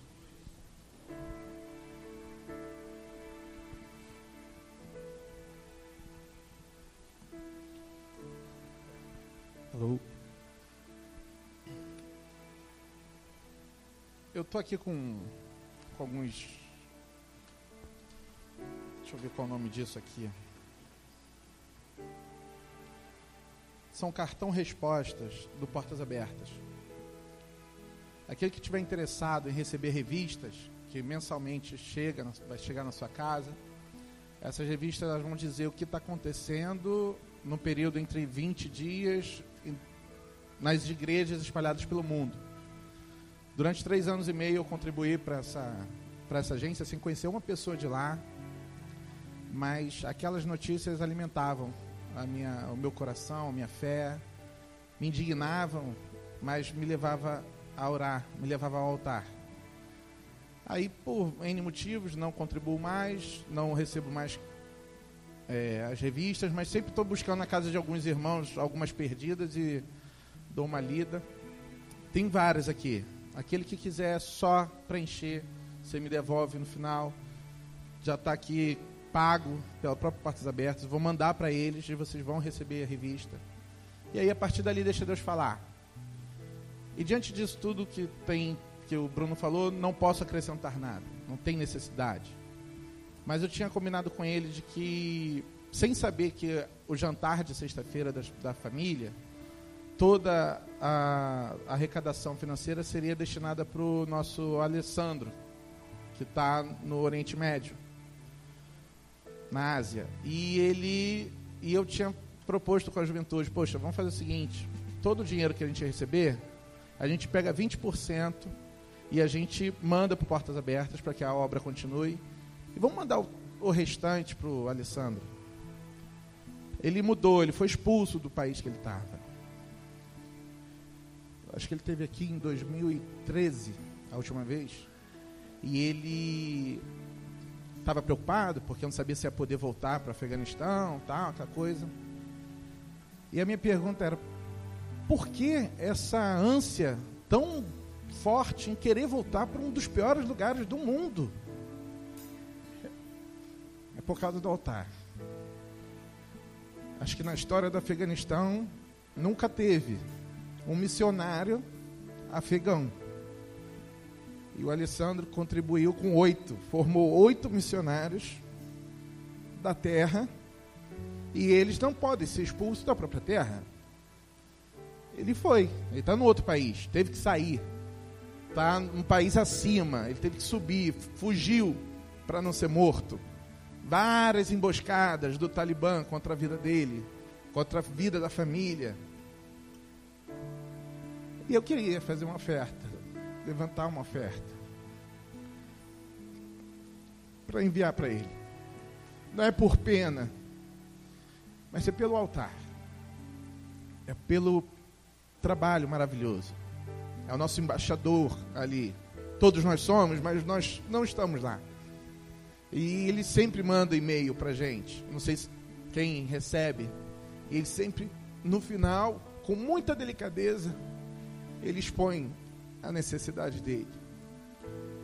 E não são poucas.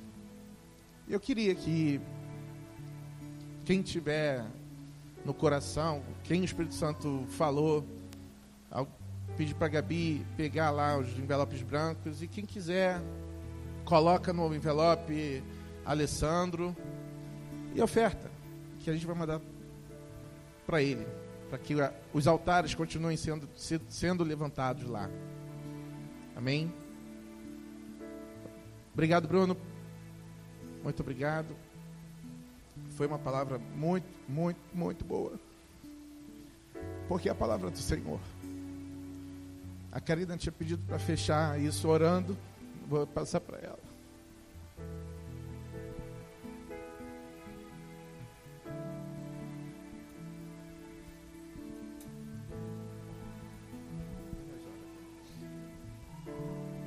Senhor Deus, eu quero te agradecer por essa palavra vinda do céu, Senhor, para nossas vidas.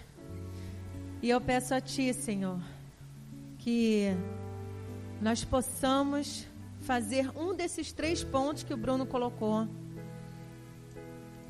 Levantar o altar, o primeiro altar, ou reconstruir o altar que foi destruído por algum motivo, ou que nós possamos colocar mais óleo no altar, Senhor. Que nós não, aquele que é torre, Senhor, que torre é tudo aquilo que Deus faz por nós, os nossos pedidos, aqueles pedidos que nós fazemos todos os dias. O bom emprego, um carro, conserta meu carro, me ajuda com o meu filho, me ajuda, Senhor, com minha casa, eu quero comprar uma casa. Mas o altar é tudo aquilo que você faz através de nós, Senhor. Entre todos os lugares onde nós passamos, onde nós podemos manifestar a nossa glória, manifestar a Tua glória, o altar é isso, Senhor. É tudo aquilo que o Senhor faz através de nós. Então, quero pedir ao Senhor que nós possamos ser esse agente de transformação. Esse agente, Senhor, em que o Senhor pode não só morar em nós, mas jorrar fontes de águas vivas, Senhor. Deus fala assim: vinde a mim, vocês. Vinde sem dinheiro, comprai sem preço nenhum. Comprai de mim leite e vinho, porque Deus sustenta e Deus nos dá alegria. Eu quero te agradecer, Senhor, em nome de Jesus. Amém.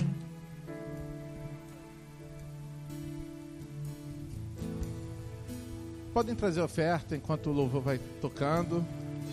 Eu boto aqui também, bota aqui dentro mesmo, tá, gente? Do gasofilaço.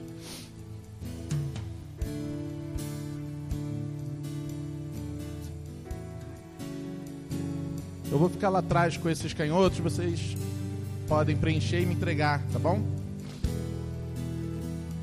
Estou aqui, respondi teu chamado pra servir. Usa-me, eu sou teu pra fazer o teu querer.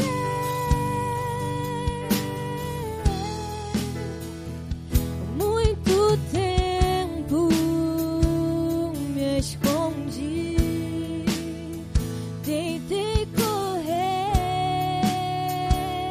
e fugir.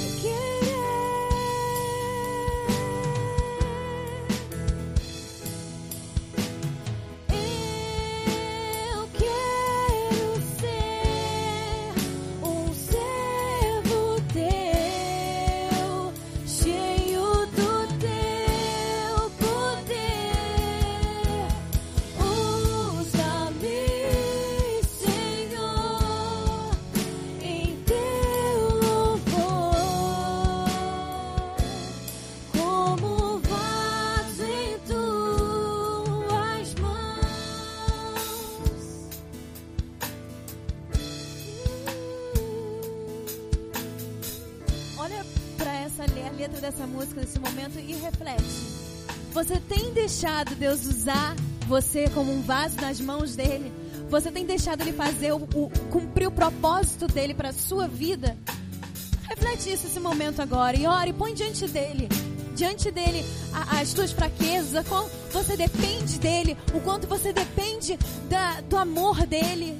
E deixa ele te usar. Desiste de tudo aquilo que te prende, todo aquele pecado que te traz para este mundo, que te traz para fora de Deus, que te leva para fora de Deus. Deixa ele para trás e se liberta. E entrega verdadeiramente a sua vida a Deus. E mostra para ele o quanto você quer servir a ele de todo louvor e todo coração, de toda a alma, de todo o corpo e todo o espírito. Em nome de Jesus. Leva a sua vida a ele agora. E deixa ele te usar para o querer dele, para a honra dele e por ele, para o nome dele. Aleluia. Estou aqui, respondi. Teu chamado para servir. Usa-me, eu sou teu, para fazer o teu querer.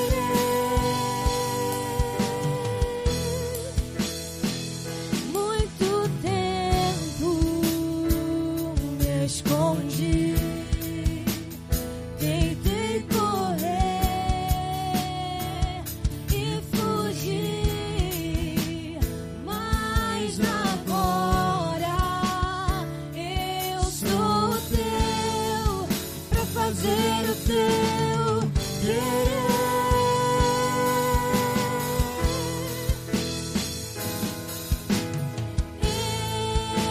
Eu quero ser um servo teu, cheio do teu poder.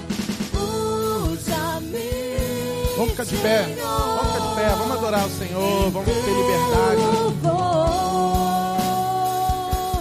como vaso.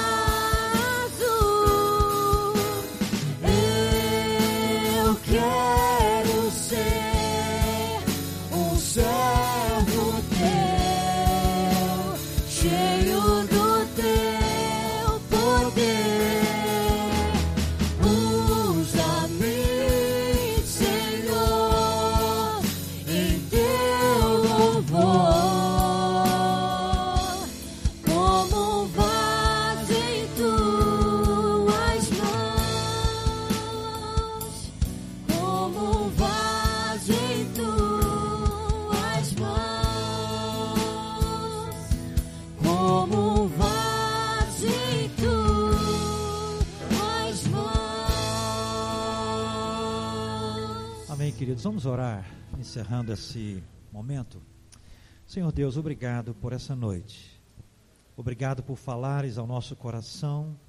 Ajuda-nos a entender o teu recado, Senhor, a tua mensagem a cada um de nós.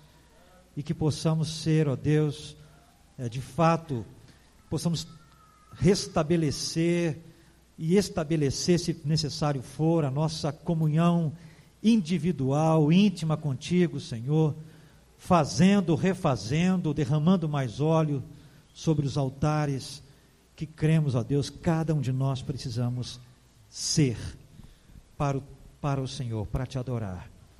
Pai, leva-nos agora para os nossos lares, na tua graça, na tua bênção, Senhor, e que durante cada dia desta semana possamos, ó Deus bendito, viver de tal maneira a que possamos refletir o Senhor, que a tua graça, que o teu amor, que a comunhão do Senhor e que as consolações do teu Santo Espírito sejam sobre nós, hoje e durante cada dia desta semana, em o nome de Jesus. Deus abençoe, querido. Dá um abraço no teu irmão.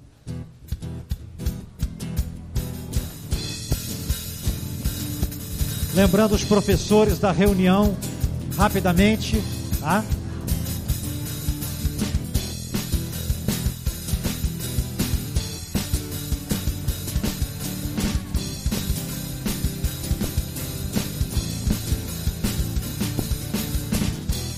Posso ver o autor da vida, escrevendo a história de uma geração, levantando o seu exército para cumprir o desejo do seu coração. Posso ver o autor da vida, escrevendo a história de uma geração, levantando o seu exército para cumprir o desejo do seu coração. Começa em mim, Senhor, começa em mim, Senhor, a geração que vive pelo teu amor. Começa em mim, Senhor, começa em mim, Senhor, a geração que vive pelo teu amor. Juntos levaremos tua luz e levantaremos nossa voz. Juntos viveremos como Jesus e não haverá limites pra nós. Posso ver o autor da vida, escrevendo a história de uma geração, levantando o seu exército para cumprir o desejo do seu coração. Começa em mim, Senhor, começa em mim, Senhor, a geração que vive pelo teu amor. Começa em mim, Senhor, começa em mim, Senhor, a geração que vive pelo teu amor. Juntos levaremos tua luz e levantaremos nossa voz. Juntos viveremos como Jesus e não haverá limites pra nós. Juntos levaremos tua luz e levantaremos nossa voz. Juntos viveremos como Jesus e não haverá limites pra nós. Juntos levaremos tua luz e levantaremos nossa voz. Juntos viveremos como Jesus e não haverá limites pra nós.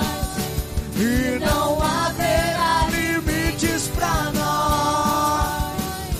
E não haverá limites pra nós. Glória a Deus. Aleluia!